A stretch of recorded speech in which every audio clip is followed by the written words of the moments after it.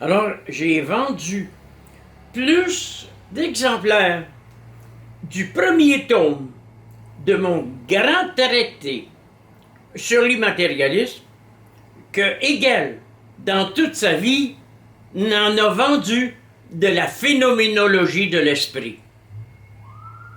Je peux vous dire que la pierre angulaire de mon système philosophique, qui comprend 81 livres écrits et publiés, est ce traité sur l'immatérialisme, et j'ai ici le tome 1.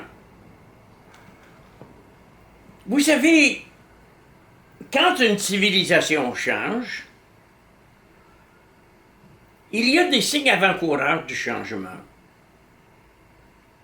Parmi vous, il y a peut-être des gens qui m'ont entendu parler il y a 50 ans, lorsque j'ai créé le mouvement jovialiste et que j'ai rédigé le petit manifeste.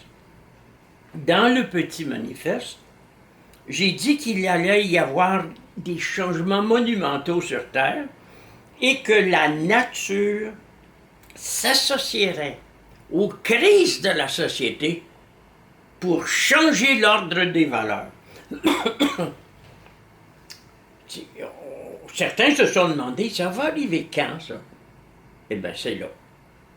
Nous y sommes. Si vous voulez comprendre pourquoi les idées mettent tant de temps à mûrir, c'est très simple, mes amis. Regardez une pêche sur un arbre. La pêche met du temps à mûrir. Il doit y avoir de bonnes conditions. Celui qui voudrait la prendre doit attendre parce qu'elle n'est pas mûre. Mais après tout ce temps sur l'arbre, quand elle tombe de l'arbre, elle tombe d'un seul coup. Eh bien, moi, ça fait 50 ans que je vous annonce des changements majeurs. Eh bien, voilà, ça vient d'arriver, c'est tout. Les banques sont au bord de la faillite, les bourses sont au bord du crash, l'humanité est malade. Rassurez-vous, ça c'est un choc que j'ai dans la gorge. Moi, je suis pas malade. Je suis un exemple de la grande santé dont parlait Nietzsche. Eh bien, si vous voulez comprendre tout ça, lisez. La matière n'existe pas. Et achetez-vous des bons dictionnaires de philosophie ou, si vous n'êtes pas capable, vous savez, vous avez mon numéro de téléphone dans le livre, c'est mon numéro personnel, depuis 50 ans. Et je suis là pour vous donner un soutien logistique pour comprendre cette pensée d'épistémologie immatérialiste. Et présentement, tu as 4 tomes de publiés. 6! 6 qui ont été publiés en papier déjà? Oui, au complet. Mais le 4e tome est déjà épuisé. Vous savez, il y a des tomes dans une œuvre aussi gigantesque qui sont plus populaires. Puis ils vont plus vite. Alors, très bientôt, je vais republier les tomes 4 qui sont complètement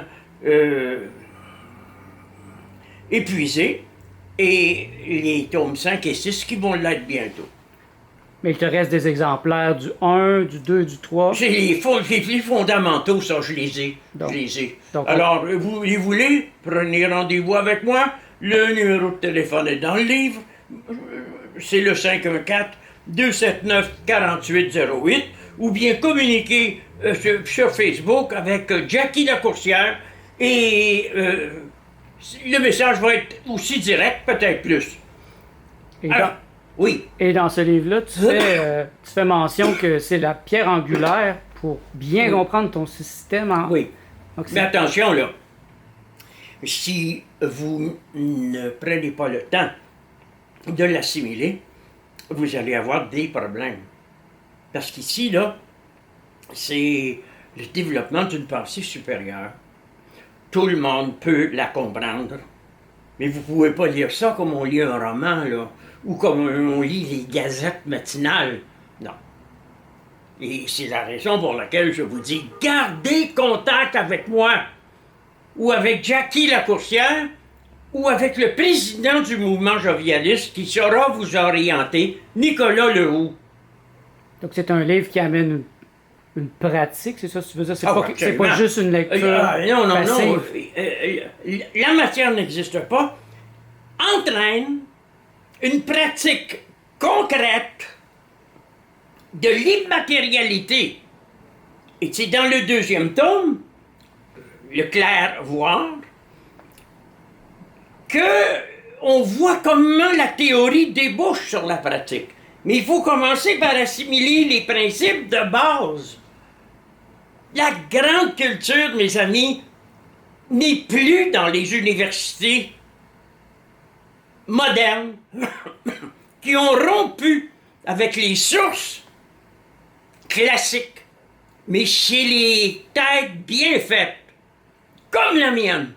Et je mets tout ce savoir à votre disposition, que vous soyez une ménagère, une stripteaseuse, un ouvrier sur les chantiers, un bûcheron ou un notaire, vous comprendrez avec mon appui.